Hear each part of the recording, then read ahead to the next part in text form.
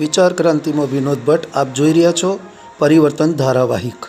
પ્રથમ તસવીરમાં આપ જોઈ રહ્યા છો એક બાજુ ગરમી વધારે છે, એક બાજુ ઠંડી વધારે છે, જેથી કરી જલવાયુ પરિવર્તન થવાની શક્યતાઓ મહદઅંશે રહેલી છે અને વર્તમાન સમયમાં પણ આ જલવાયુ પરિવર્તન થવાથી ગરમી ઠંડીનો કહેર પણ વર્તાતો જાય છે, જે આપણે આ પ્રસ્તુત તસવીરની અંદર જોઈ રહ્યા છીએ। બીજી તસવીરમાં સ્પષ્ટપણે દેખાઈ રહ્યું છે કે ગરમીનો કહેર અને જલવાયુ પરિવર્તનથી ભવિષ્યમાં આવનાર વર્ષોમાં પણ અન્ન સંકટ થવાની શક્યતાઓ ઊભી રહેલી છે।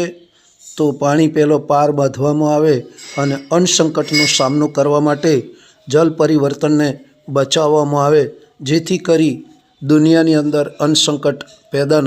ચારે બાજુ નજર દોડાવવામાં આવે તો પર્યાવરણ સંકટ આજે દેખાઈ રહ્યું છે અને પર્યાવરણ બગડવાથી મનુષ્યનું સ્વાસ્થ્ય દિન પ્રતિદિન બગડતું જાય છે અને આયુષ્યનો પણ ઘટાડો થાય છે। પર્યાવરણનું સંકટ ઊભું થવાથી તેની અસર જલવાયુ પરિવર્તનના કારણે બદલાતી પરિસ્થિતિઓથી આખા વિશ્વની ઉપર તેની અસર પડી રહી છે, પર્યાવરણ પર પણ અસર પડી રહી છે।